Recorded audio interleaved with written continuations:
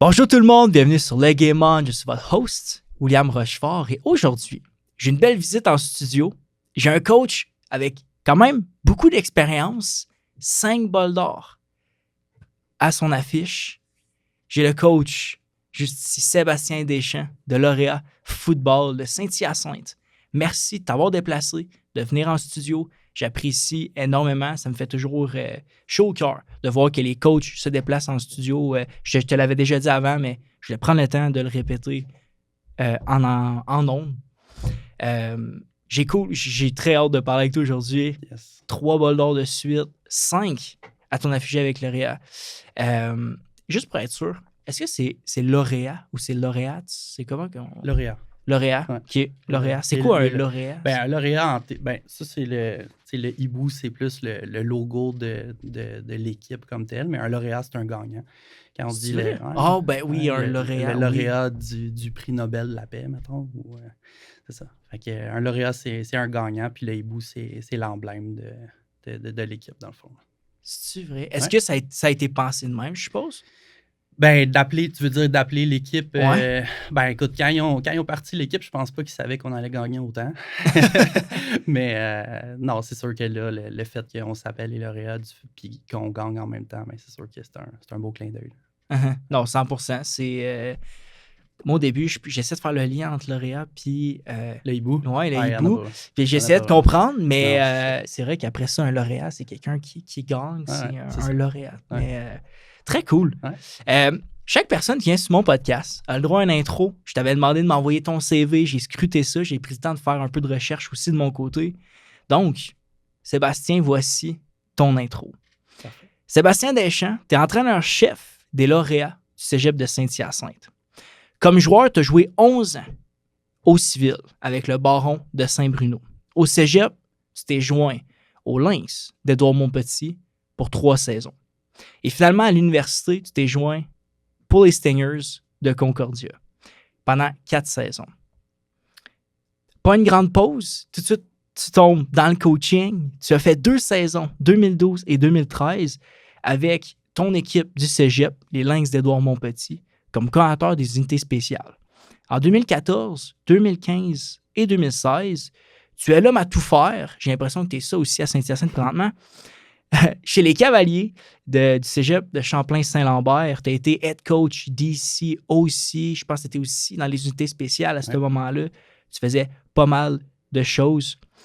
Tu as aussi encouragé le football amateur en participant avec Équipe Québec U16 comme coach en chef et coordonnateur offensif. 2022 et 2023, ces 2 années-là. Tu as été aussi invité comme entraîneur invité au camp des Alouettes 2023 et 2024. Ouais. Finalement, depuis 2017, tu rejoins Saint-Hyacinthe, avec lesquels tu es head coach d'ici aussi.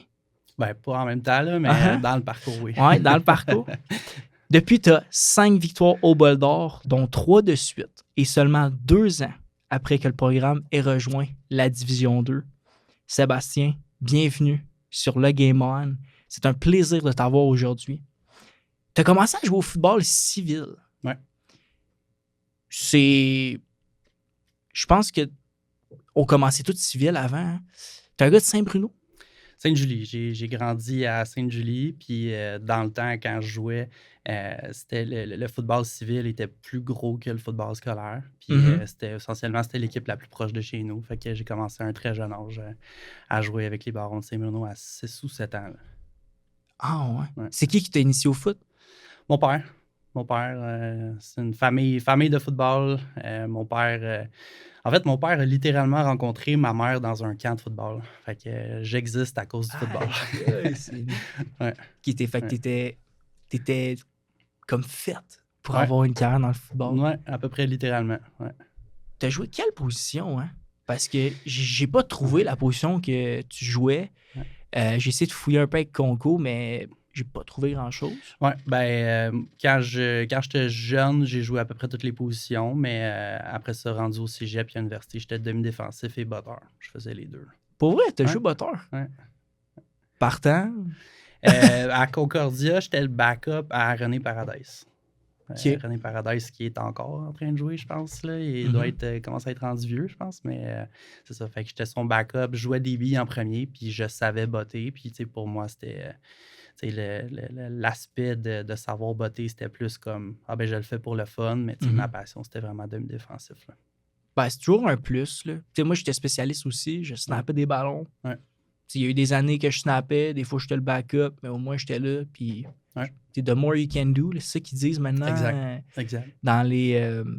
surtout quand tu arrives proche de professionnels puis universitaires. Là. Ouais. Mais c'est quand même intéressant parce que 11 ans, tu as commencé à 8 ans, tu disais? Ouais, ben même plus tôt que ça. Là. Je suis à 7 ans, je pense. 7, même 6 ou 7. 6 ou 7, parce que dans le fond, avant, il n'y avait même pas la catégorie d'âge du temps. Fait que j'ai commencé à 6 ou 7 ans, puis après ça, ben, j'ai joué 11 ans. Ça m'a amené à 17 ans. Puis c'est ça. Puis après ça, ben, niveau collégial. Ça se passait comment le recrutement à ce moment-là? Et il n'y avait pas grand-chose. Je me rappelle que je recevais, j'ai reçu une couple de lettres. Littéralement des lettres qui étaient signées, puis on aimerait ça t'avoir dans l'équipe. Puis, pour moi, honnêtement, j'étais un gars de Sainte-Julie, puis c'était, je vais aller au cégep le plus proche de chez nous. Puis dans le temps, Saint-Hyacinthe n'existait pas. Fait que je suis allé au Lynx Édouard-Montpetit. 3 saisons. Division 3 à ce moment-là? C'était, en fait, dans le temps, c'était 2A Division 1, ce qui est l'équivalent du Division 2 maintenant. Là. Puis j'ai fait 2 ans dans le Division 2, entre guillemets, puis 1 an en Division 1. Fait qu'on a amené le programme en Division 1 à ma dernière année à Édouard. Ah, fait que tu as fait partie d'équipe gagnante. Oui, 100%. On est... ma deuxième année à Édouard, on est allé au Bol d'Or à Trois-Rivières contre Trois-Rivières, puis on s'est fait donner une volée. Ça, c'était super. Puis après ça, c'est ça, l'année d'après, on est monté dans la Division 1. C'était en quelle année, ça? C'était 2007. 2007. Je pense que c'est 2006 qu'on a perdu le Bol d'Or à Trois-Rivières contre Trois-Rivières. Puis c'est 2007, notre première saison dans la Division 1. Ouais. C'était comment les changements à ce moment? Parce que toi, tu en as vécu un changement là, de division. Ouais. Tu pourrais peut-être plus m'en parler, mais ça ressemble-tu un peu à ce que tu as vécu dans le temps quand vous avez échangé? Ou? Écoute, honnêtement, ça commence à faire un bout. C'est 2006 à 2007, mais je me rappelle que les coéquipiers dans le temps, on allait voir des games de Division 1 pour voir, on va-tu être capable de compétitionner. C'est sûr que le chapeau de joueur est différent que le chapeau de coach. Je l'ai vécu à Saint-Hyacinthe quand on est passé de D3 à D2, de faire cette préparation-là. Mais quand j'étais joueur dans le temps, j'avais pas mon mot à dire. On montait, puis let's go, il faut qu'on soit prêt à jouer. Là. Qu'est-ce que ça veut dire, le chapeau? Je veux dire, parce que quand j'étais joueur à Édouard, là, j'étais un joueur. Fait que c'était pas moi qui prenais la décision de OK, let's go, on monte. Tandis que quand j'étais à Saint-Hyacinthe, puis on a passé de D3 à D2, là, c'est moi qui ai décidé, hey, let's go, on fait ce saut-là. Fait que c'est plus moi qui a fallu qu'il réfléchisse à le processus de réflexion de OK, let's go, on monte. C'est plus ça. Puis, quand vous l'avez fait à Saint-Hyacinthe, justement, c'est toi qui as pris la décision, OK, on est prêt à monter. Ouais. Pourquoi tu l'as pris, cette décision-là? Je voulais un défi. Je voulais passer à la prochaine étape dans la progression du programme parce que on a gagné en 2017. 2018, on n'a pas gagné, mais on a eu une très bonne saison aussi. Puis 2019, on a regagné. Puis pour moi, c'était la prochaine étape naturelle dans la progression du programme. Un peu comme on est présentement. Là. C'est la prochaine étape pour nous. Vous pensez à monter en D1? Oui. Ouais, c'est la prochaine étape. C'est la prochaine étape naturelle à notre progression.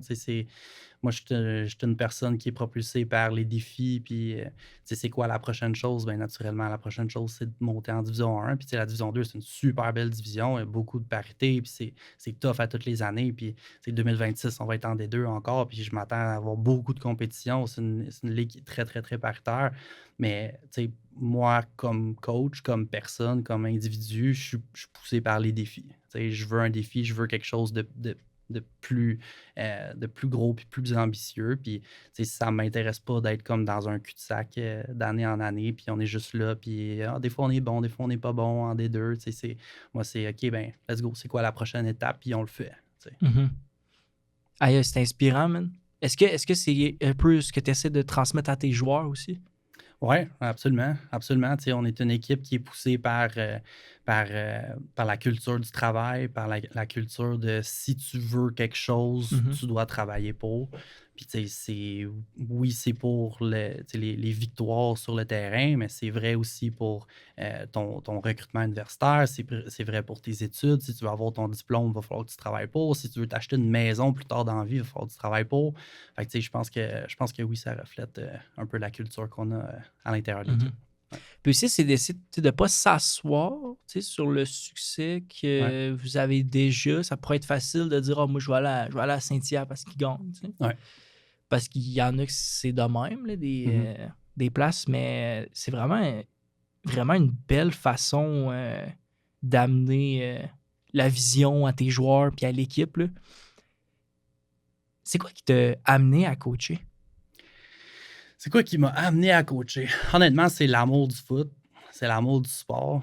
Tu sais, moi, c'est drôle parce que présentement, on est dans le recrutement, puis souvent, je parle aux jeunes de 16 ans, puis tu sais, je leur demande en quoi tu veux étudier, puis il y en a beaucoup qui savent en quoi ils veulent étudier, puis il y en a beaucoup qui ont absolument aucune idée. Puis les gars qui ont Mhm. absolument aucune idée, ça me rappelle moi quand j'avais 17 ans, puis OK, ben tu vas faire quoi au cégep? Je sais pas, je m'en vais jouer au football, c'est tout ce que je sais. Puis après ça, ben même principe quand j'ai passé à travers mon cégep, puis rendu OK, ben c'est le temps de faire ton choix d'université. En quoi tu veux étudier? Je sais pas, je m'en vais jouer au football. Puis tu sais, au final, j'ai fini avec mon diplôme à l'université, puis ça, c'est à cause que je suis en amour avec le football. Puis comme même principe, après que j'ai fini mes années à l'université, ben euh, je savais pas je savais pas que mon but dans la vie, ça allait être OK, je veux gagner ma vie dans le coaching parce qu'à ce moment-là, ça c'était 2012, 2011, 2012. Les jobs à temps plein dans le coaching n'avaient pas 1000. Là. Puis c'était pas encore big. Tu sais, mettons, dans les universités, il y en avait peut-être le head coach qui était temps plein, puis c'est tout. Mhm. Tu sais, ça fait pas si longtemps, mais ça a évolué depuis. Euh, puis là, maintenant, tu sais, c'est une avenue professionnelle qui est, tu sais, que tu peux réfléchir, hey, je veux faire ça dans le futur, mais comme dans le passé, c'était pas ça. Fait que tout ça pour dire que qu'est-ce qui m'a amené dans le coaching, c'est vraiment ça. C'est l'amour du sport. Puis mon ancien coach à Édouard Montpetit m'a demandé, hey, ça t'intéresse-tu de coacher? Nice. Puis je suis comme, ben oui, ça m'intéresse. Puis là, j'ai commencé. Puis ma première saison à Édouard comme commentateur des unités spéciales, je suis tombé en amour avec ça. Puis genre, juste tout le processus, que ce soit sur le terrain ou que ce soit analyser l'autre équipe, dessiner quelque chose, puis après ça, que les gars mettent en pratique qu'est-ce que tu as dessiné. Puis après ça, on a du succès à cause du travail que moi j'ai mis pendant la saison, puis j'ai tout dessiné, puis les gars, ils ont embarqué, ils ont exécuté, puis ça a fait un changement dans la game. Comme pour moi, je pense que j'avais plus de fun, puis de rush d'adrénaline quand ça arrivait que quand je jouais. Mhm. Fait que là, tu sais, quand j'ai eu cette piqûre-là, puis ça n'a juste pas arrêté depuis. Là. Tu voyais un peu le résultat du Ouais, travail que tu avais mis. 100%. Parce que quand on est joueur, on est tellement dans le présent, puis dans qu'est-ce qu'on fait là, puis notre game ou notre pratique, Ouais. qu'on prend, tu sais, on exécute, puis that's it souvent, puis on va faire des beaux jeux, c'est le fun. On va y voir sur le tape. Mais on voit pas tant les résultats que ça. J'ai l'impression qu'on est tellement tout le temps dans le processus de... Quand tu arrives pour coacher, mais un peu comme tu dis, c'est le fun de voir que c'est là-dessus que tu avais accroché. Tu un peu accroché sur le grind, de trouver, de décortiquer. T'as-tu des trucs pour décortiquer? Toi, t'es plus côté défensif, c'est ce que je comprends en ce moment. Ouais, en ce moment, oui, effectivement. Mais tu sais, pendant ma carrière de coach, j'ai fait les trois côtés du ballon. Tu sais, avec Édouard Montpetit, j'ai fait les unités spéciales. Après ça, je suis allé à Saint-Lambert où est-ce que j'ai fait le côté défensif du ballon. Mhm. Puis après ça, à Saint-Lambert, ben, mes 3 années que j'étais à Saint-Lambert, j'ai fait les trois côtés du ballon. Fait que j'ai fait les unités spéciales, j'ai fait la défensive, j'ai fait l'offensive.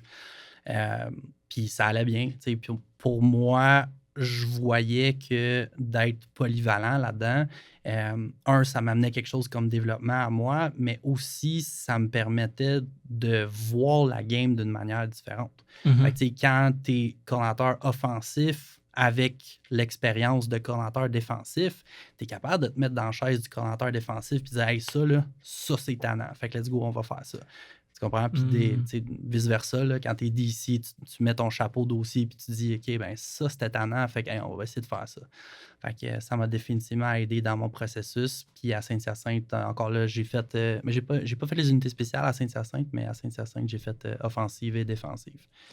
Fait que pour un jeune coach, tu conseilles vraiment de checker, de prendre l'expérience chaque côté du ballon. Ah oui, 100%. 100%. Ça, j'en parle quand même souvent là, aux coachs qui commencent. Puis, souvent, les gars, ils disent « Ah, ben, tu sais, j'ai jamais joué du côté offensif ou j'ai jamais joué du côté défensif. Tu sais, comment je vais faire? » Tu vas apprendre, c'est tout. Ça reste du foot. Ça reste du foot, là. Ça reste du foot. T'sais, comment est-ce que je vais faire pour trouver un avantage numérique d'une façon telle? Comment est-ce que je vais faire pour prendre avantage d'une faiblesse? Ça reste du foot. C'est des X et des O. Puis, c'est sûr que de plus en plus que tu montes de niveau, ben là, tu vas te spécialiser de plus en plus, c'est sûr, mais définitivement, quelqu'un qui commence, je recommanderais d'essayer les deux côtés du ballon. Est-ce que tu penses que c'est ce qui t'a permis d'avoir le succès que tu as présentement avec Saint-Hyacinthe puis l'expérience que Ouais, ça se peut. Écoute, c'est possible. Comme je te dis, je pense définitivement que ça aide dans ton processus de réflexion quand tu dessines des affaires, quand tu construis un playbook, quand tu analyses. Tu sais, mettons, présentement, ici, je suis coordonnateur défensif, puis là, je regarde les offensives, puis quand tu analyses l'offensive, ben, tu es capable de dire, OK, ça, c'est ce qu'ils essayent de faire. Donc, moi, comme coordonnateur défensif, je vais essayer de combattre ce qu'eux essaient de faire. Mais est-ce que si je n'avais pas l'expérience de coordonnateur offensif, est-ce que je serais capable de faire ça, de faire cette réflexion-là? Je ne sais pas. Mais définitivement, ça m'a aidé dans ma carrière. Là. C'est qui, mettons, sans la tienne, c'est quelle offensive qui est la plus dure à analyser? Qui le fait mieux, là, cacher ce qui... Oui, c'est une bonne question. Écoute, pour vrai, il y a beaucoup de super belles offensives à travers le Québec. Puis, mettons, spécialement dans Division 2, ben, Cégep de Lévis font des super belles affaires. Lévis font ils ont un système offensif qui est quand même similaire au nôtre, dans le sens que c'est énormément d'RPO et tout. Fait que je dirais probablement Lévis. Sherbrooke fait des belles affaires. Momo fait des belles affaires. Honnêtement, beaucoup de cégeps font des belles affaires. La D2, c'est tellement de belles ligues. En plus, Lévis, une équipe que vous avez rencontrée au Bol d'Or, me semble. C'est-tu votre premier? Oui, premier et deuxième. Oui, premier et deuxième. Les deux... Est-ce que Lévis... Non, toutes les fois que vous êtes rendu au Bol d'Or, vous avez gagné, right? Moi, je n'ai perdu un à Saint-Lambert, mais oui, à Saint-Hyacinthe, on est 5-5. T'as-tu coaché à Saint-Lambert, Tommy Wadley? Ouais. Tu l'as coaché? Oui, 100%. C'est moi qui l'ai recruté, en fait. No way! Ouais. Ah, tu vois, là, c'est nice parce que je fais les liens parce que il m'avait parlé qu'il avait tout de suite accroché vraiment avec les coachs qui étaient là, puis probablement qu'il m'avait parlé de toi, puis j'avais pas fait le lien. C'était moi en 2013-14, non, c'est pas vrai, 14-15-16. Fait que je l'ai recruté en 2014. Quand même sick. Fait que vous autres, vous êtes rendus au Bol d'Or, il m'avait compté cette game-là. Ouais. Votre superstar player qui se fait mettre dehors, genre, c'était chaotique.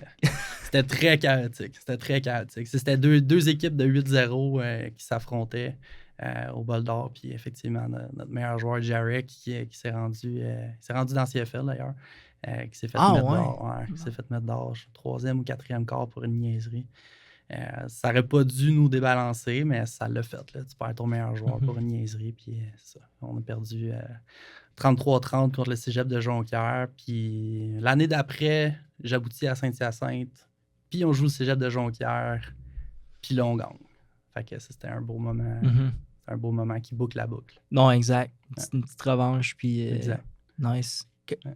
Je sais plus si tu me l'avais dit, mais après Saint-Lambert, t'es allé tout de suite à Saint-Hyacinthe. Ouais. On en a parlé un peu avant qu'on enregistre, là. Mais comment t'as vraiment fini? C'est quoi l'histoire derrière? J'ai fini par être head coach à Saint-Hyacinthe. Fait que ça, c'est une drôle d'histoire.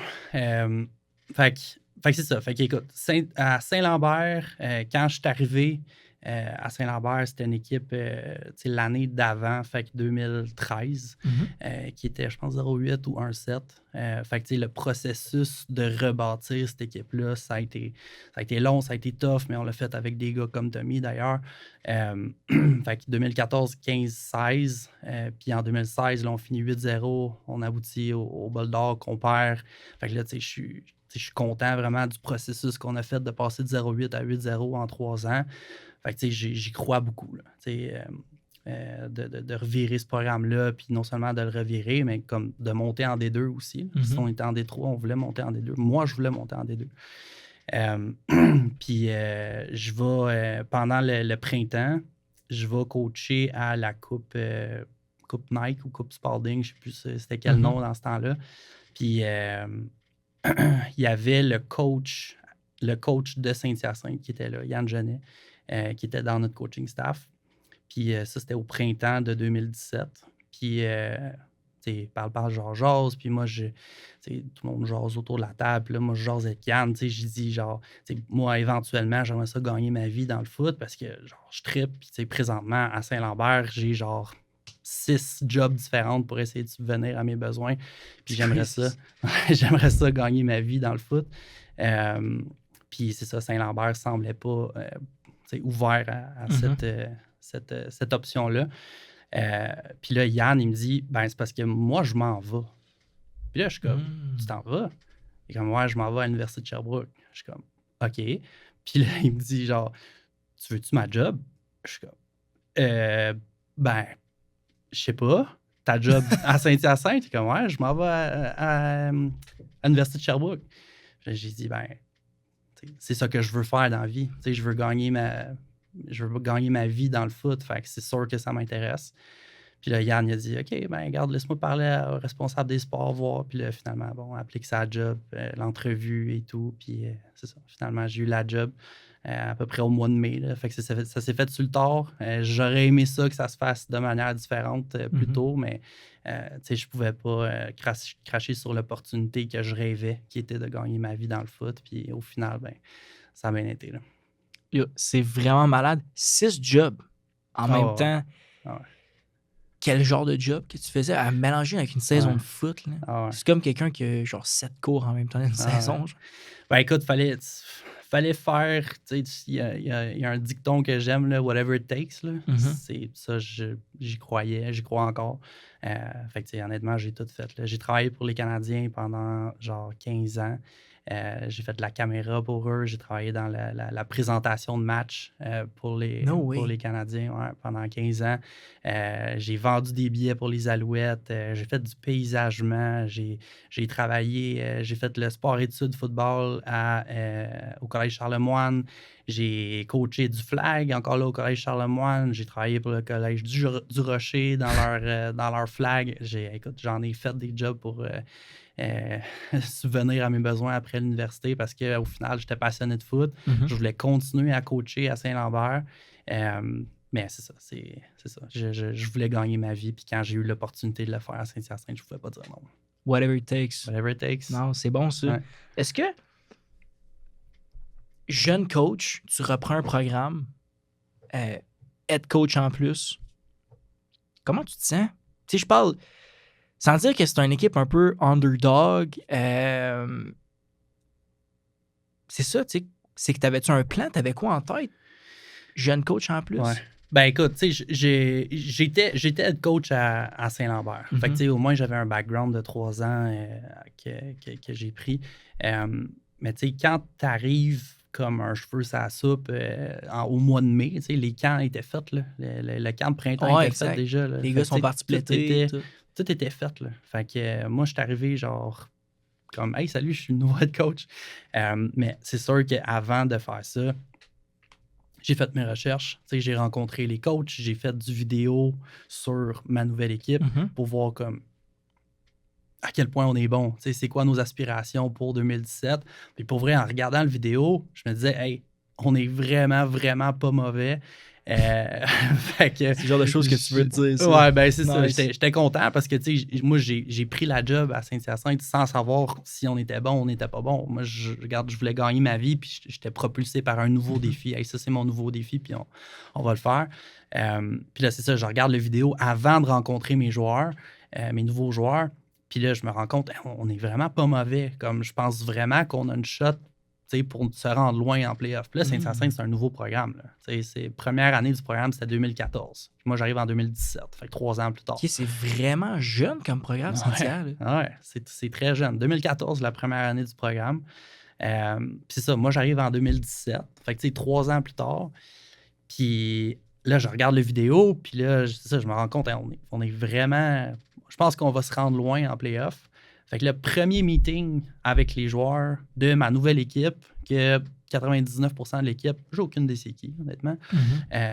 Puis je leur parle de bol d'or. Le premier meeting avec eux, puis je leur dis, regarde, l'objectif cette année, là, c'est de gagner le bol d'or. Puis tu sais, c'est pas beaucoup de gars qui étaient dans la salle. Il y avait peut-être, je sais pas moi, une trentaine, mettons, de joueurs qui étaient là.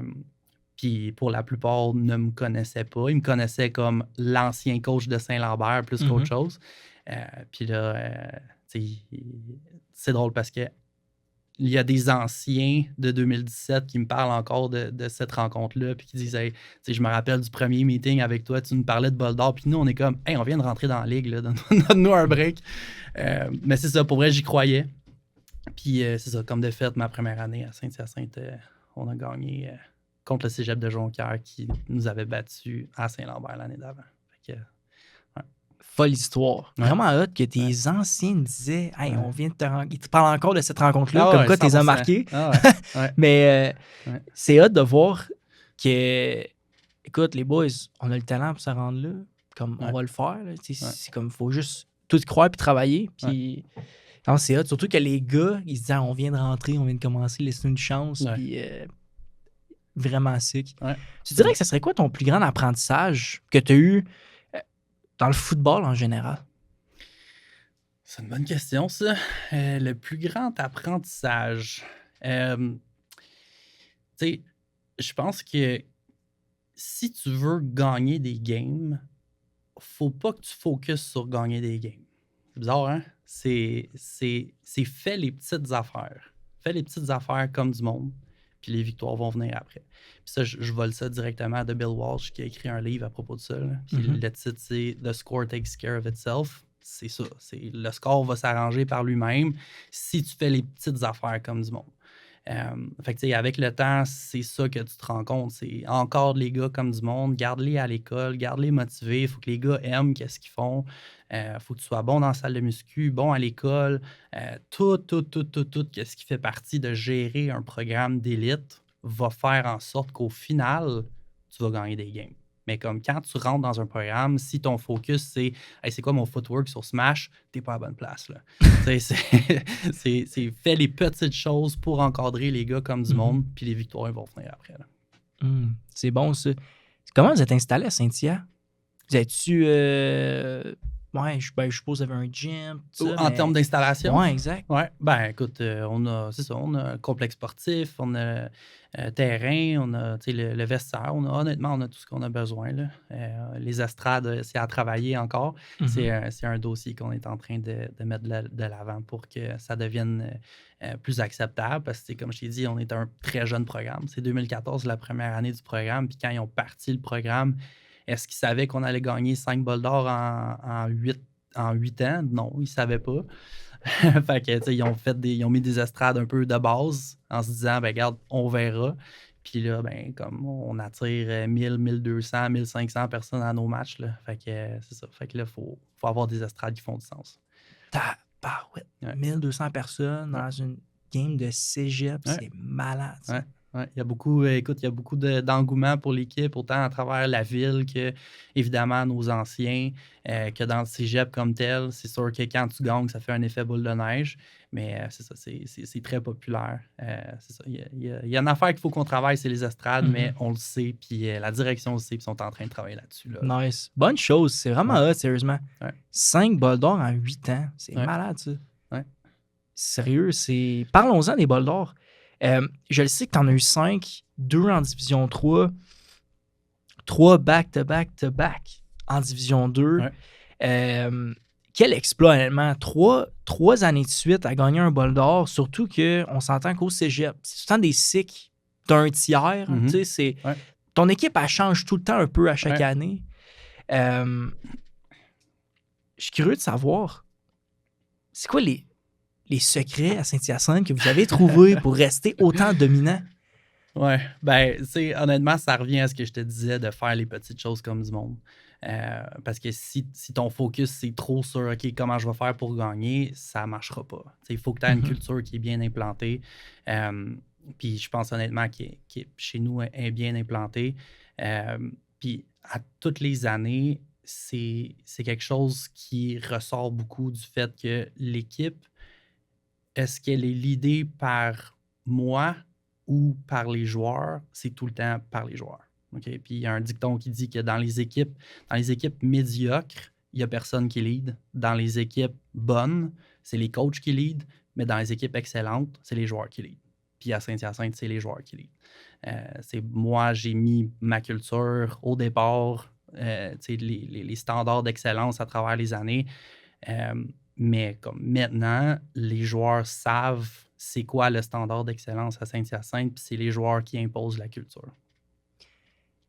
Fait que si je te demande c'est quoi que ça prend pour créer une équipe championne, ouais.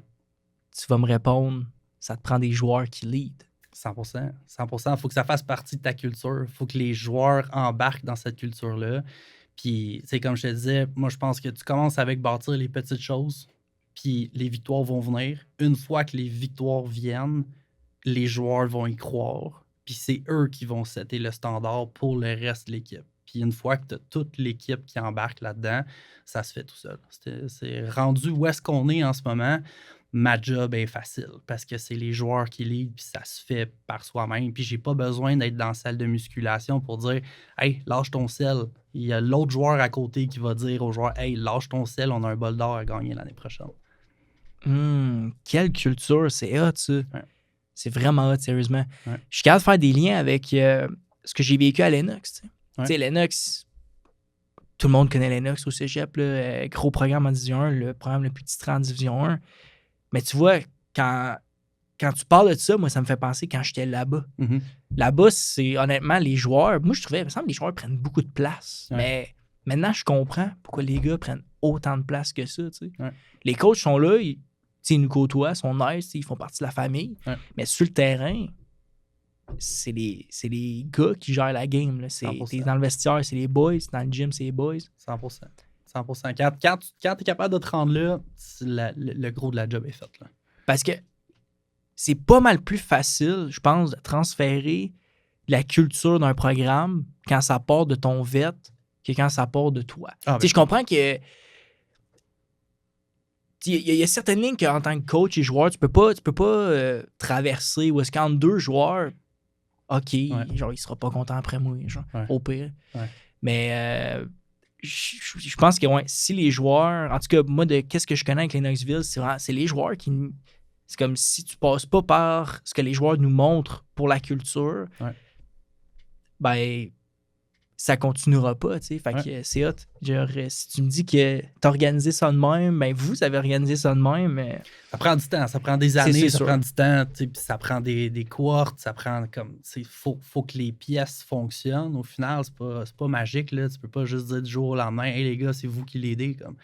Ça prend du temps, puis il faut que tu performes sur le terrain aussi, là. Parce que si tu performes pas sur le terrain, ben là, c'est le coach qui a l'air fou, là. Fait que 100%. Je pense que c'est une roue qui se fait d'année en année, là. Tu te rappelles-tu, mettons, du moment où est-ce que ça a tourné? Tu t'es dit, OK, là, on l'a... Pas vraiment. Je dirais pas qu'il y a de moment en particulier. Tu sais, c'est sûr que directement, en gagnant en 2017, à ma première année, tu sais, il y a comme un respect qui s'est fait à partir de ce moment-là, du fait que, OK, ben... c'est de quoi il parle, là. On va y faire confiance un peu. Mais tu sais, je te dirais pas que ça s'est implanté en 2017. C'est vraiment à travers les années que, tu sais, OK, hey les gars, on a une formule qui fonctionne, puis si t'es pas au standard de Saint-Hyacinthe, ça le fera pas, là. Comment tu prépares tes équipes avant un bol d'or? Ouais. Ben, écoute, ça dépend. C'est de cohorte en cohorte. Ça dépend vraiment beaucoup. Puis c'est même pas juste pour le bol d'or, c'est un match régulier. Ça va tellement dépendre de notre historique avec l'équipe. Schématiquement, on a l'air de quoi? On est-tu en santé? Est-ce qu'il pleut dehors? Est-ce que je sens l'équipe nerveuse? Est-ce que je sens l'équipe trop relax, Mhm. un peu trop confiante? Fait que je te dirais pas que, il n'y a pas de copy-paste de bol d'or en bol d'or. Ça dépend vraiment comme c'est quoi la situation dans laquelle on est. Comme un match régulier, honnêtement. Fait que, mettons, si on parle du dernier bol d'or, Ouais. c'était quoi votre mindset en partant, mettons, la saison qui vous a mené Ouais. au bol d'or? Ouais. Ben, à Saint-Hyacinthe, on parle beaucoup de standard. C'est quoi ton standard, puis élève ton standard. Si l'année passée, tu pensais que ce que tu as fait, c'était assez bon, c'était pas assez bon. Relève ton standard encore pour devenir une meilleure version de toi-même, pour que le programme devienne une meilleure version de soi-même. Même si ça faisait déjà 2 bols d'or qu'on gagnait, on relève le standard encore. Mhm. Fait que une bonne façon de pas de s'asseoir justement sur... Ouais. Est-ce que les gars parlaient souvent des 2 années d'avant, puis où ils pensaient juste à la prochaine, puis... On en parlait, oui, puis non. Dans le sens que, tu sais, on a établi quelque chose qui fonctionne, puis les standards, on doit être capable de les atteindre et les surpasser. Mais en même temps, comme tu disais tantôt, c'est des nouvelles cohortes. À toutes les années, tu as à peu près un tiers de l'équipe qui part, un tiers de l'équipe qui arrive. Fait que, tu sais, quand tu parles seulement de les années d'avant au tiers de gars qui viennent d'arriver, ça les rejoint pas. Tu sais, fait que je pense qu'à toutes les années, c'est pas une continuité, c'est une nouvelle année en soi. Puis je pense que c'est comme ça qu'il faut que tu l'abordes.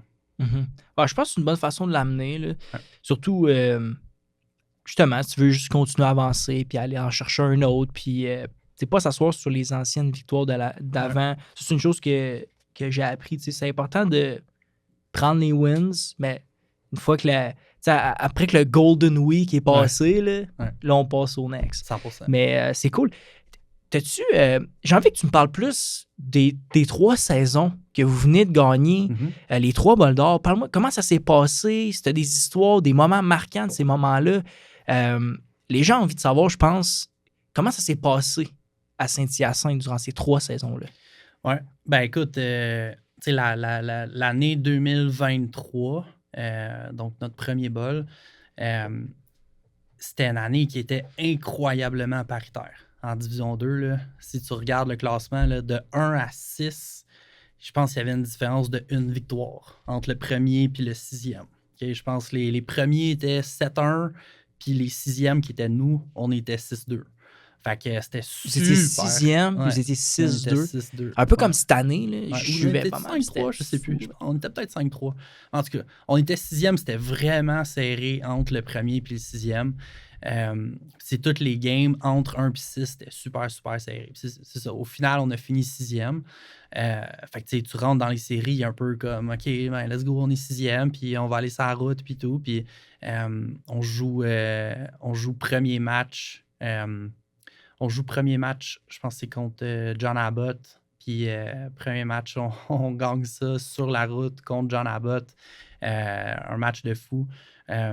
Puis après ça, on joue demi-finale contre Montmorency, à Montmorency, encore là, un autre match de fou. Puis après ça, on s'en va jouer Lévis, encore là, contre comme des underdogs. Puis finalement, on gagne ça. Fait que, cette année-là, c'était plus l'histoire de underdog parce qu'on a fini 6e, puis on est allé sur la route battre John Abbott, Montmorency, puis Lévis. Fait que cette année-là, c'était plus une affaire d'underdog parce que l'année d'avant, on avait une bonne saison, mais on a perdu en série, fait que c'était pas la grosse affaire. Puis on a fini 6e pour finalement gagner le bol. Là. Fait que la première année, c'était pas mal ça. Après ça, ben, la deuxième année, c'était différent. T'sais, la deuxième année, c'était plus le mindset de comme là, on a les projecteurs sur nous, on a la cible dans le dos, on est les rois de la montagne, puis c'est tout le monde qui veut battre Saint-Hyacinthe. Puis cette année-là, c'était particulier parce que cette année-là, c'est l'année qu'on a eu la situation avec nos carrières. Je ne sais pas si tu en avais entendu parler, la situation de nos QB en 2024, là, mais si tu veux, je peux te l'expliquer parce que c'est une histoire assez spéciale. Ben, si tu veux ma refresh, Ouais. peut-être je l'ai entendu. Je suis dans le monde du foot, mais honnêtement. Ah, c'est correct. Fait que dans le fond, c'est ça. Fait que 2023, on a gagné avec Antoine Ouimet. Étant notre carrière, gagné MVP de la Ligue, super bien fait, recruté à l'Université Laval. Puis c'est ça, il s'en allait à Laval, puis tout. Puis nous autres, on était confiants dans notre backup qui était Marc-Antoine Mallet pour la saison 2024. Fait que là, on fait tout le printemps avec Marc-Antoine qui était notre QB1. Puis on était super confiants avec Marc-Antoine. Puis on était comme, all right, let's go, on s'en va à la guerre avec lui. Puis finalement, Antoine Ouimet, notre carrière de 2023, il m'écrit genre au mois de, je sais pas, mai, à peu près, là, au mois de mai, dire, ouais, coach, finalement, j'aimerais ça revenir faire une 4e année à Saint-Hyacinthe. Là, je suis comme, OK, ben tu sais, là, tu fais quoi, là? Fait que ça c'était un bon défi de head coach, là, parce que, tu sais, on avait entièrement confiance en Marc-Antoine. Mais en même temps, tu as le MVP de la Ligue qui t'écrit au mois de mai. Ouais, coach, j'aimerais ça revenir jouer avec vous. Là tu fais quoi? Fait que tu sais, c'est quoi tes options? Ben, l'option, c'est OK, ben Antoine, reviens prendre ton spot. Puis Marc-Antoine, tu vas t'asseoir une autre saison. On n'était pas à l'aise avec ça parce que ben, Marc-Antoine, comme il avait mérité son poste de partant, puis il avait tout fait le printemps avec nous. L'autre option, c'est est-ce que tu dis à Antoine Ouimet, ouais, merci, mais non merci. T'sais, on a notre carrière d'avenir pour le futur, c'est l'MVP de la Ligue. Tu peux pas dire non. Puis en plus, j'ai un gros respect pour Antoine. Il nous a fait passer au prochain niveau avec la première victoire. Fait que c'était tough pour les deux. C'était tough pour les deux carrières. C'était tough pour Marc-Antoine et Antoine. Puis finalement, je les ai rencontrés. Puis j'ai dit, OK, les gars, voici ce qu'on va faire. On va faire 4-4. Vous allez jouer 4 games chaque. Puis, fait que Marc-Antoine va jouer les 4 premières games. Puis, Antoine, tu vas jouer les 4 dernières games. Puis, on va faire de la compétition. Celui qui performe le plus en pratique, c'est lui qui va jouer le reste des playoffs. Fait que c'est ça qu'ils ont fait. Les deux, ils ont accepté. Puis les deux, ils auraient pu être fâchés. Marc-Antoine, il aurait pu être fâché de dire « Hey, moi, ça fait 2 ans que je suis sur le banc. Puis là, c'est ma 3e année. C'est mon opportunité d'être partant. Puis là, tu m'enlèves ça. » Genre, au mois de mai, il aurait pu être frustré. Puis Antoine, lui, il dit ben moi, j'ai gagné MVP de la Ligue. J'ai gagné le bol d'or l'année passée. Je veux revenir. Puis tu me laisses pas être partant. Mais pour vrai, les deux, ils ont embarqué là-dedans. Puis pour vrai, les deux, je suis vraiment fier d'eux d'avoir eu la maturité de comprendre un peu la situation dans laquelle on est, puis de se respecter mutuellement, de dire, hey, tu sais, les deux, on est des bons carrières, on va splitter la saison en 2, puis après ça, ben, rendu dans la playoff, c'est ça, on fera la compétition pour voir qui va jouer les playoffs. Finalement, c'est Antoine qui a joué les playoffs, mais on savait que Marc-Antoine, c'était une machine, là. Puis comme de fait, ben, Marc-Antoine vient nous mener un bol d'or cette année. Fait que ça, c'était une saison assez... un début de saison assez difficile pour moi de gérer cette situation particulière-là. C'est sûr que d'avoir 2 carrières d'élite chez vous, c'est quand même enviable comme situation, mais c'était une situation qui n'était pas facile à gérer quand même. Mature. Des gars, sérieusement, là. Vraiment. Vraiment sick. Ouais.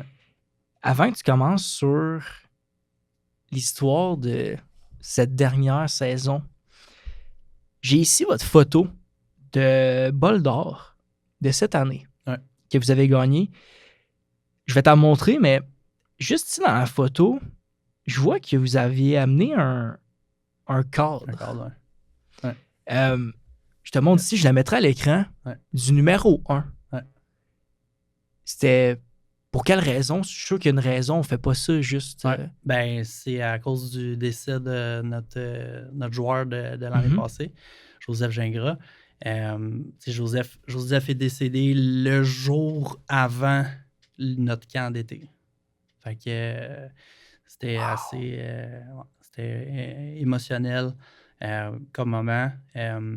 Puis tu sais, c'est ça, il a joué 4 ans pour nous, là. Fait que c'est comme un fils pour moi. Là. 4 ans pour moi, puis j'étais le coordinateur défensif. Puis c'était un de nos très bons joueurs défensifs. Fait que je l'ai côtoyé énormément à travers ces 4 saisons-là. Puis c'est ça, il s'en allait au Carabin cette année, 2025. Puis c'est ça. Fait que le jour avant notre camp d'été, ben c'est ça, il est décédé. Puis on a toute la saison, on l'avait comme avec nous. Puis Joseph, c'était un joueur qui était très genre vraiment dédié au foot. Là. Comme si dans ma carrière de coach, je pense pas que j'ai un joueur qui a été plus discipliné dans son parcours de foot que Joseph.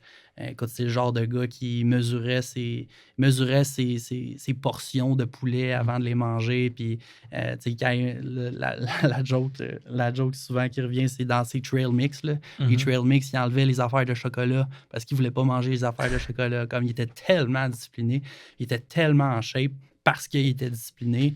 Puis, tu sais, le premier meeting de la saison 2025, le lendemain du décès à Joseph, c'était évidemment vraiment tough parce que tu fais quoi comme head coach? Est-ce qu'on dit on annule le camp? Je pense que c'était des testings qu'on avait le premier jour. Fait que, on fait quoi? Est-ce qu'on annule les testings? Parce qu'on vient d'avoir le décès d'un de nos joueurs, puis la majorité de l'équipe l'ont connu. C'était vraiment, vraiment, vraiment difficile comme situation. Mais ce que j'ai fait, c'est que je me suis demandé qu'est-ce que Joseph voudrait. Puis 100%, Joseph aurait dit « Hey les gars, on s'en va faire les testings puis on s'en va gagner un autre bol. » Fait que tu sais, quand j'ai pensé à ça, j'ai essayé de mettre mon deuil de côté, puis de dire, tu sais quoi, let's go, on va faire ça pour Joseph. Puis comme on a commencé la saison, puis on a fait le camp, puis il était tout le temps comme dans notre pensée, puis on y pensait pendant la saison au complet. Mais moi, à chaque fois j'avais comme un petit down, puis genre, je pensais à lui, je me disais, genre, qu'est-ce qu'il voudrait? Qu'est-ce qu'il voudrait? Il voudrait que je grind, il voudrait que je fasse mon tape, il voudrait que je pousse les gars, il voudrait qu'on gagne un bol. T'sais. Fait que, au final, on a fait les sacrifices qu'on a dû faire pour lui. Puis c'est ça. Fait que le cadre, c'est son chandail de l'année passée. Là. Très, très beau geste, honnêtement. Mes condoléances pour ce gars-là. Sérieusement, je pense que on était tout un peu sur le choc quand on avait vu la nouvelle.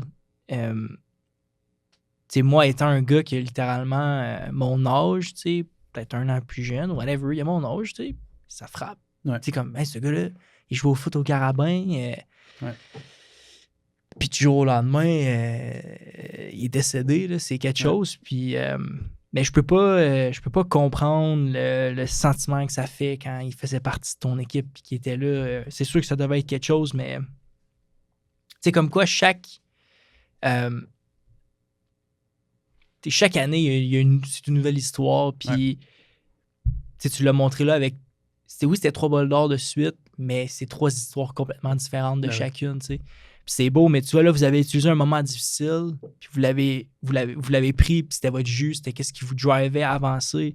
Vraiment, sérieusement, vraiment cool, sérieusement. Beau moment. Ouais. Félicitations pour les 3 bols d'or de suite, là, vraiment cool. Est-ce que les équipes de bols d'or, quand tu fais juste regarder les joueurs, les équipes, est-ce que ça se ressemble en termes d'athlètes, y a-t-il des ressemblances dans les équipes de championnat ou comme les histoires, ça change tout le temps un peu? Ouais. Écoute. Les athlètes changent beaucoup. Les athlètes changent beaucoup. Nos forces peuvent changer d'une année à l'autre.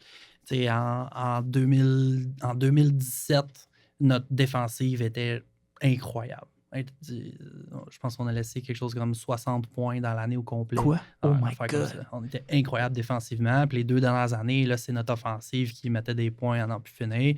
Fait que, sur le terrain, ça change beaucoup. Une chose qui est commune à travers les années, c'est le fait qu'on a un bon groupe de leaders. c'est vraiment ça. Puis, tu sais, on parlait de culture tantôt, ben, c'est les leaders qui settent cette culture-là. Puis, c'est ça, c'est les points communs en toutes ces années-là, c'est qu'on avait un excellent groupe de leaders qui menait le bateau, là. Mhm. Ouais. Très nice pour elle, très nice. Je pense que c'est la clé. Dans la dernière... Ben, en 2025, quand j'ai parti le podcast, c'est une question que j'ai demandé à plusieurs coachs, plusieurs athlètes aussi, pour savoir, essayer de comprendre, essayer de gratter pour... Ben, tu sais, c'est quoi vraiment ça prend pour gagner? Puis, tu sais, on parle tout... Quand on parle de foot, c'est une histoire d'équipe. Ça te prend un gars qui fait une erreur, puis tu perds le jeu. Mais de voir ça, puis tu vois, là, je suis capable de faire des liens avec tous les autres coachs et ce qu'ils m'ont dit, puis une chose qui ressortait souvent, c'était il faut que tu aies une équipe unie puis soudée. Mhm. Puis là, si tu rajoutes en plus, t'es la première personne qui me dit ça, qu'il faut qu'une excellente équipe, c'est les joueurs qui lead. Ouais. C'est excellent, ça. Ouais. C'est vraiment sa coche. Mais pour avoir des joueurs qui lead, il faut que tu fasses du bon recrutement. Ouais. On est en mode recrutement présentement. Ouais. Fin recrutement, juste un peu avant le blackout. Ouais. Mon cher Alex Surprenant, il m'avait sorti ça. It's the name of the game, le recrutement. Je suis curieux à Saint-Hyacinthe. Comment ça va le recrutement? Quel genre de joueurs qu'on cherche? Qu'est-ce qu'on veut pour le programme? Ouais. Ben écoute, à toutes les années, on veut pas cibler, mettons, une position en particulier. À toutes les années, on se dit, regarde, on perd un tiers de l'équipe, j'ai besoin de recruter un tiers de nouveaux joueurs. Puis on a besoin de faire cette roue-là à toutes les années. C'est sûr que, bon, la première chose qui est le tape à l'œil, c'est le talent, mais comme au-delà du talent, ce que tu veux, c'est quelqu'un qui est en amour avec la game. Tu es en amour avec le football. Parce que tous les sacrifices que tu vas devoir faire dans ta vie personnelle, pour pouvoir exceller au niveau que nous, on s'attend à ce que tu excelles, si tu n'aimes pas le foot, ça ira pas bien. T'sais, on parlait de la culture, puis le travail, puis les muscles, puis tout, puis ça passe à travers. Est-ce que tu aimes le foot pour vrai ou toi, tu es juste là pour mettre un tracksuit puis aller au bar après? Être dans l'équipe de foot. Ben non, c'est ça, exactement. Fait que, à la base, là, c'est est-ce que tu es un passionné de foot? À quel point tu aimes ce que tu fais? Parce que tu as des sacrifices à faire. Puis dans notre équipe de foot, on a à peu près la moitié de l'équipe qui viennent de l'extérieur. Fait que Montréal, Laval, Gatineau, Sherbrooke, Trois-Rivières, partout. Là.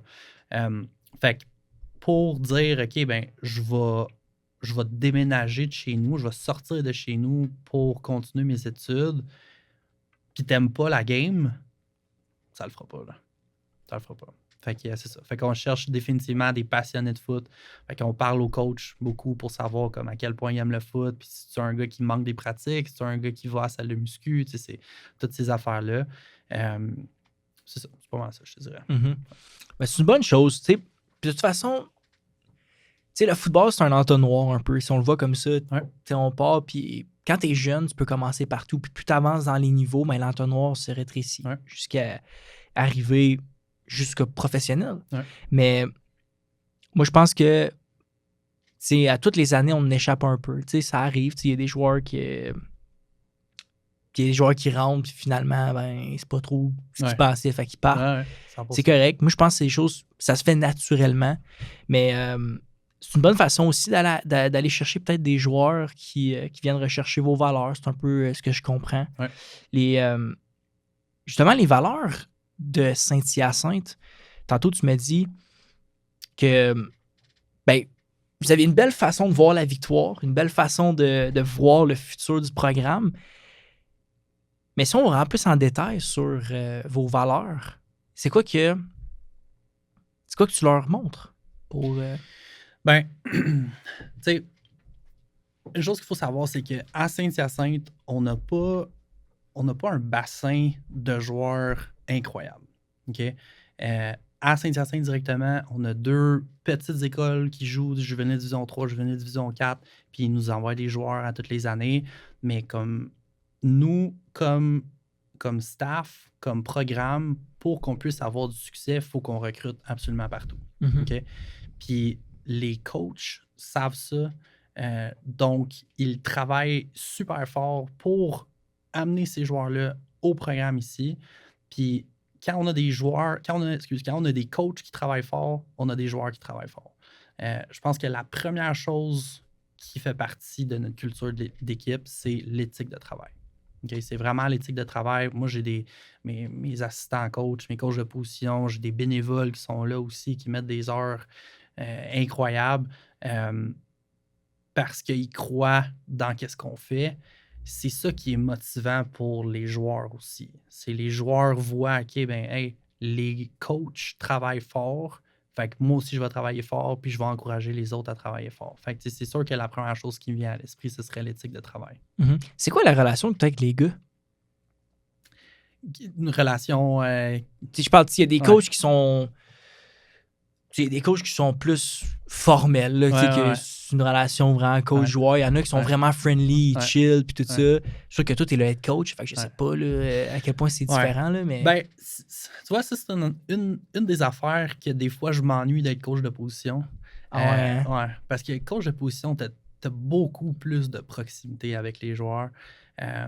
Puis, tu sais, mettons, quand je faisais Team Québec ou même quand j'étais genre guest coach avec les Alouettes, puis je passais du temps avec spécifiquement les demi-défensifs, j'aime ça. Tu sais, j'aime ça. Puis des fois, mettons, ça va arriver une fois dans l'année, j'ai mettons, mon coach de DB, il peut pas être là parce que X, Y, Z, puis je vais coacher les DB. J'aime ça. C'est hot. J'aime cette proximité-là, puis de pouvoir coacher vraiment comme individuellement chacun des gars, puis être plus proche de chacun des gars. Comme être coach, c'est dur. C'est tough d'avoir cette proximité-là parce que j'en ai 75 à gérer des joueurs, mais j'ai aussi 15-20 coachs à gérer. J'ai responsable des sports à gérer. J'ai trop d'affaires à gérer pour avoir une relation super proche avec chacun des joueurs. Mais pour moi, c'est important que les joueurs sachent que je suis là pour eux quand même. Ma porte de bureau est tout le temps ouverte, puis les gars savent qu'ils peuvent rentrer puis sortir puis jaser de foot ou d'école ou de vie ou de peu importe quoi, des problèmes qu'ils ont. Moi, ma porte est tout le temps ouverte, puis je pense que les joueurs le savent, ça. Même si j'ai 75 gars à gérer, que je suis capable de prendre du temps pour chacun des 75. C'est une belle façon. C'est sûr que head coach, t'es comme le président de la business. T'es un peu partout, tu gères un peu. Non, mais c'est un beau rôle. Je pense que tu fites quand même bien. Parce que les gens que je connais, qui te connaissent, j'ai juste des bons commentaires de la part de ton style de coaching. En finissant sur le recrutement, tu dirais quoi à un jeune aujourd'hui pour qu'il vienne jouer à Saint-Hyacinthe? Tu sais, tantôt, on parlait du fait qu'on fait beaucoup des petites choses bien. Je pense que c'est vraiment ça. T'sais, honnêtement, côté encadrement académique, on va être vraiment dur à battre. Côté bâtir un programme puis faire partie d'un programme qui a le momentum que nous, on a présentement, il n'y a pas d'autre programme qui a le momentum qu'on a en ce moment. On va se le dire, là, de gagner 5 bols d'or en 8 ans, il n'y en a pas d'autres en ce moment qui ont fait ça récemment. Puis même dans l'histoire du football collégial, il n'y en a pas tant. Fait que, de faire partie de ce programme-là, c'est une chance à saisir. Côté les opportunités de temps de jeu, c'est sûr qu'on a des gars qui finissent. Fait que, je pense que les petites choses qu'on fait pour encadrer les gars sont la raison globale pour laquelle un joueur voudrait venir à Saint-Hyacinthe. Vous êtes en train de mettre Saint-Hyacinthe sur la map? Oui. Certainement. Ça, je peux... parce que je ne sais même pas si j'aurais entendu parler de Saint-Hyacinthe à part pour le foot. Tu sais. Fait que une raison de plus pour y aller. Je suis déjà allé à Saint-Hyacinthe, mais je suis jamais... En fait, passer à Saint-Hyacinthe, je suis passé devant. C'est plus ça, mais je serais curieux de voir 1200 personnes, ça ressemble à quoi Saint-Hyacinthe? Oui, absolument. C'est des chaises de camping, beaucoup. C'est correct, ça.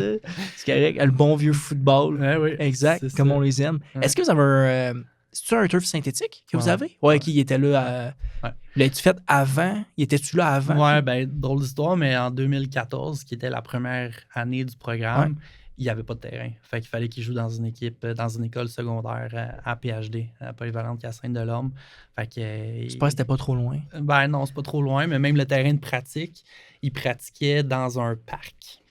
Il n'y avait pas de ligne, il n'y avait Comme pas de une poteau. bonne vieille équipe civile. Ouais, même pire que ça. Même les équipes civiles, les petites équipes civiles, même eux, ils ont un terrain. Mais non, c'est ça. J'étais pas là cette année-là, mais c'est ça, Vincent, mon adjoint, lui, il était joueur cette année-là. Puis il m'en a conté des histoires à propos de cette année-là. Là. Aïe, aïe. Vraiment sick. Ouais. C'est quoi le but ultime? Tantôt, tu m'as parlé. Moi, je suis un gars de défi. Ouais. Là, la prochaine étape, c'est la Division 1, mais 3 balles d'or de suite. L'année prochaine, on est encore en Division 2. Tu sais, il y a un... Vous avez un beau futur devant vous, ça, j'en suis convaincu. Mais un but, un rêve, tu sais, c'est plus loin encore. Ouais. C'est quoi cette vision-là? C'est quoi le but qu'on va atteindre? Ben, tu sais, c'est sûr que je suis content de ce qu'on a fait jusqu'à maintenant, mais je suis pas satisfait.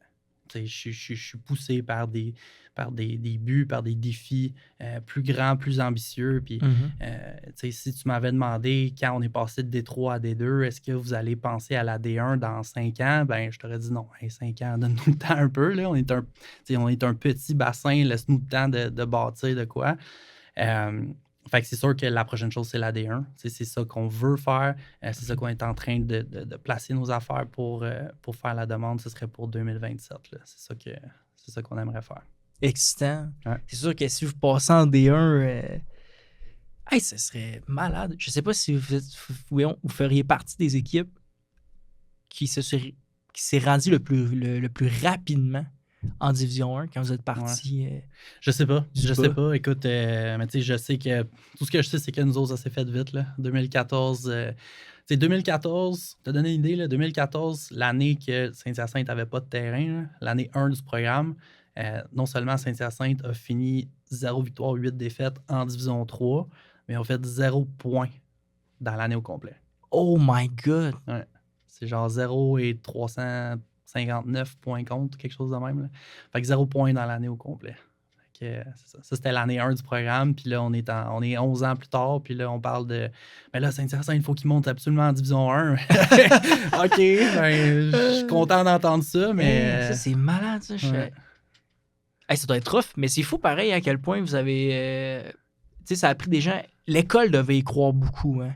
L'école a dû vous soutenir quand même pas mal. C'est sûr. C'est quand j'ai passé l'entrevue, quand j'étais entre Saint-Lambert et Saint-Hyacinthe, là, quand j'ai passé l'entrevue pour être à Saint-Hyacinthe, moi, je leur ai posé la question. Est-ce que votre but, c'est de monter en D2 puis de bâtir un programme d'élite? Est-ce que c'est ça que vous voulez faire? Sinon, je vais rester à Saint-Lambert. Puis il m'avait dit, oui, c'est ça qu'on veut faire. On va bâtir, on va mettre les infrastructures à jour. Le fait de me rentrer à temps plein aussi, ça voulait dire qu'ils étaient sérieux dans leur processus. Là. Fait que oui, définitivement, l'école, ça aide. Très nice. Ouais. Finalement, Sébastien, dernière question pour toi. Je suis curieux de savoir, c'est quoi ta mission en tant que coach? Pourquoi tu coaches, en fait? Pourquoi je coach? Ben, tu sais, ça part de l'amour du sport. Ça part d'aimer le football. Comme je te disais tantôt, c'est ça qui m'a fait rentrer dans le coaching. Mais tu sais, qu'est-ce que j'aime en ce moment? Tu sais, il y a 2 affaires. C'est premièrement voir des joueurs, des jeunes hommes progresser. Tu sais, on les prend comme des petits adolescents qui sortent du secondaire, qui pensent qu'ils savent tout, mais dans le fond, il faut qu'on les forme. Les former rendus au cégep et les sortir rendus à l'université. Ça, c'est une super belle fierté. Puis tu sais, de voir les anciens venir à nos matchs, puis d'être super fiers, puis de porter le gear encore, puis de show off toutes les bagues à nos games. Ça, c'est une super belle fierté.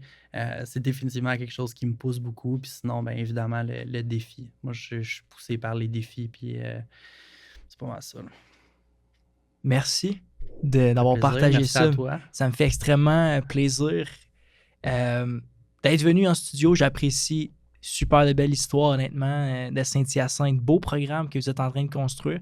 C'est le fun. Encore un programme que j'ai appris à connaître que je connaissais pas. Fait que très cool, sérieusement.